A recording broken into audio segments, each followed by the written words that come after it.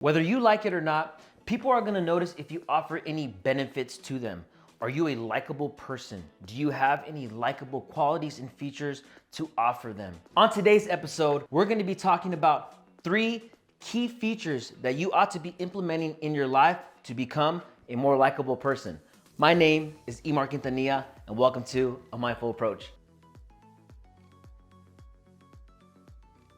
Number 1, you gotta become more resourceful. Becoming resourceful can be something as simple as offering help to another person, whether they asked you for it or not. Having the proper social skills to be able to implement to build better connections and long-lasting connections with other people is also a resource too. You need to understand that your network is going to add to your net worth.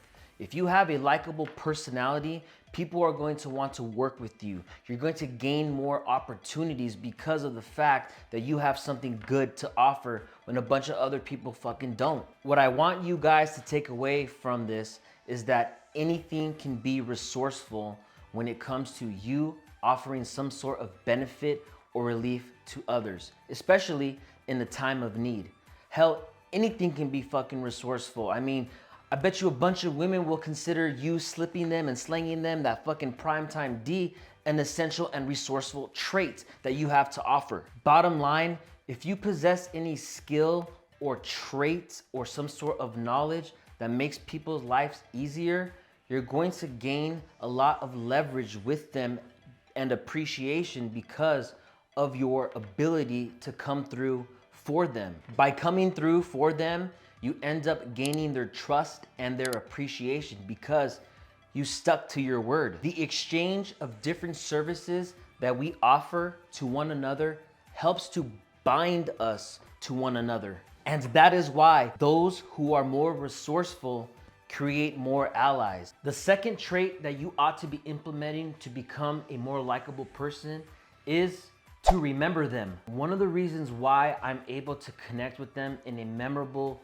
positive way is because of the ability to be able to recall specific information about them. Paying attention to the tiny details, no matter how insignificant they may seem to you, that's not how everybody feels. Those who take notice of the details throughout the conversation separate themselves from someone who is considered basic compared to someone who is considered exceptional. Let me give you guys an example. Whenever it is that I have a conversation with someone that I always see, like a friend, a family member, a coworker, I consciously store information that they themselves chose to share with me. If they were telling me that they just got out of a relationship or they're kind of stressed out because of school or they got a new job, this is the information and the key pieces that I'm going to store in my head so that the next time that I see them,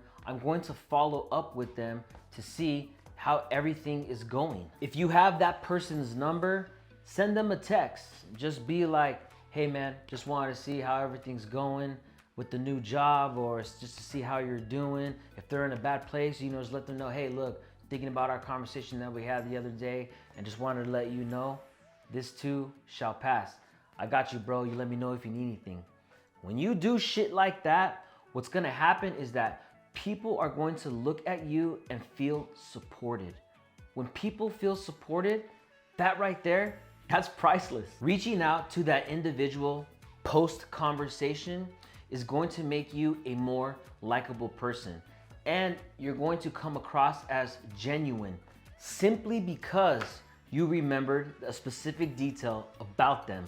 That is why it is extremely important for you to remember them. And for the third characteristic that you ought to be implementing to become a more likable person is do not give any unwarranted advice. Those who give unwarranted advice often risk coming off as condescending, egotistical, and dismissive. I typically see the negative effects of giving unwarranted advice amongst men and women. And the reason why is because men and women process information differently. They process challenges and issues differently too. And guys think that women look at it like how men look at it, and vice versa for women to men. But it's not like that. That's why a lot of men and women have conflicts with each other. Guys, from a young age, we're conditioned to just get the work done. Who cares about feelings? That's the opposite when it comes to women.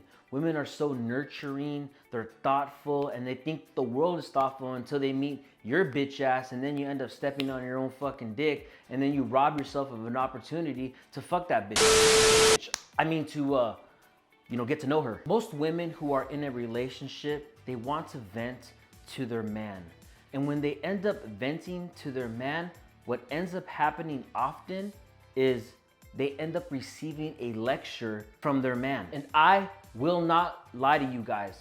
I've been that guy before and it fucked me, but not in the way that I want it to be fucked. I straight up do not give a fuck about how easy you think the solution is to their problem. What you guys need to understand is that the power of not giving unwarranted advice lies in the fact that you let them get to the learning lesson independently on their own. If you want to give someone advice, do this. Simply ask them. By asking them and they say yes, then you're in the clear to not make an ass out of yourself. If they say no, don't take it fucking personally. If they don't want your advice, just be asking questions that pertain to helping them find a solution or talking about it more so that they can maybe recognize a possible solution as they talk to you. And in turn, they're gonna be like, hey, I like this guy. If you are a person who struggles with giving unwarranted advice, you need to be patient with the process of how other people learn. I guarantee you that her work boyfriend isn't giving her any unwarranted advice. He's gonna give her a lot more than his undivided attention. If you guys made it to this part of the video, it should no longer be a surprise to you on how much influence you can gain by being a likable person. If you guys want to become even more likable people, subscribe to the channel so that we can all grow together. And just a quick recap on today's episode. If you guys want to become more likable people, you need to understand the importance of becoming more resourceful. The more you have to offer to people, the more value you bring to the fucking table. It goes a fucking long way. Number two, you got to respect and understand the importance of remembering the details about the conversation. Remember, they chose to share this information with you. They didn't fucking have to. So it's best that the next move that you take is to follow up with them the next time you see them and to see how they're doing. It's gonna gain you a lot of fucking points. Third, last but fucking not least, you need to understand how important it is to not give unwarranted advice. If you give unwarranted advice, you're gonna come off as a know-it-all and you're gonna be very dismissive and you ain't gonna be making nobody fucking wet. You guys need to understand the importance of having options. You can be that option and that relief for another person simply because you have likable features about yourself. Anyways, guys, that's a mindful approach. I'll see you guys next time. You guys take care of yourselves, stay nasty, take some goddamn fucking action.